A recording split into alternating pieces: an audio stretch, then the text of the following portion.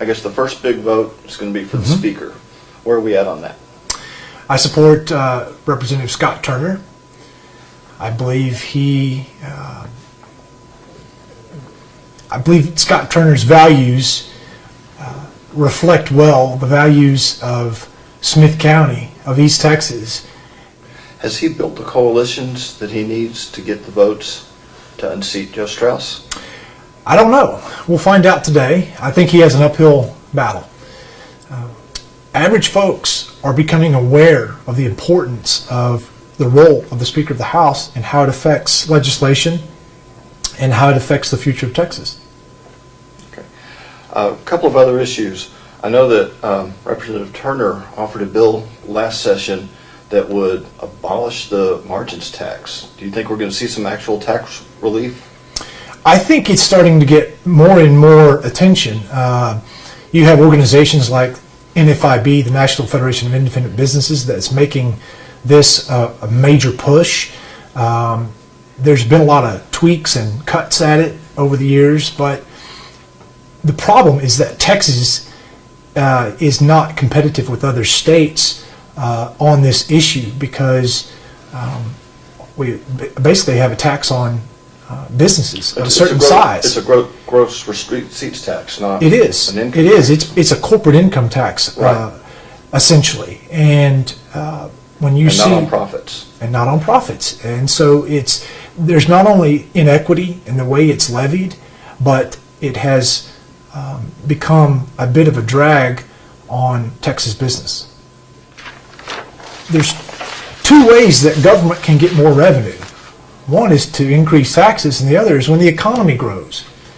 And so we've seen the economy grow, and therefore government has more money.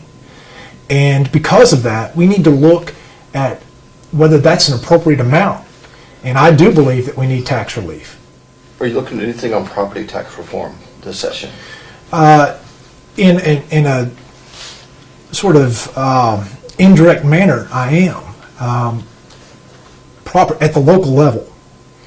The use of the half-cent sales tax is relatively new in Texas history. And what we've seen is cash balances have piled up around the state to the tune of now approaching $900 million. I could get you those exact numbers of unspent, unencumbered local half-cent sales tax.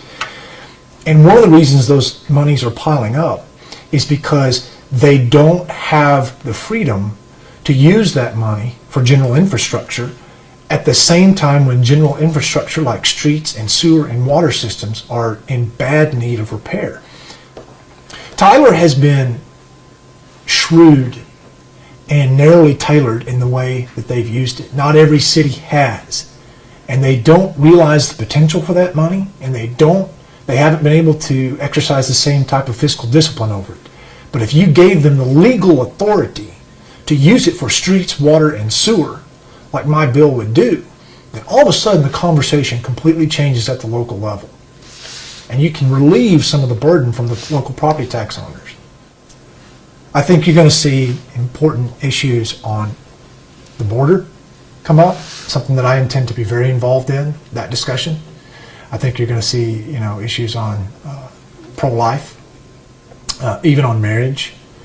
There are going to be a number of marriage measures that are not necessarily, you have, in addition to the frontal assault on marriage, with some of the bills that have been filed, you will have skirmishes on things like birth certificates, being able to, people want to be able to say, okay, here's my same-sex partner, that's who this child's parents are. So you're going to change the birth certificate, or you're going to require the schools to acknowledge my same-sex partner, so that now my same-sex partner can come in and have parental rights within the school, even if they don't have parental rights otherwise.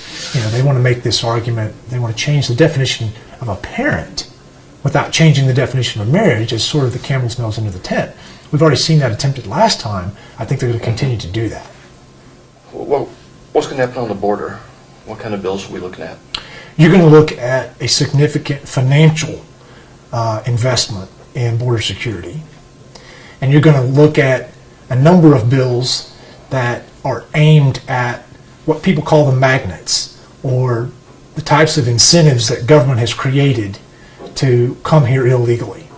Now, the ultimate main attraction is the U.S. economy and the Texas economy, and this is a great place to live. We want it to be that way. We want it to stay that way.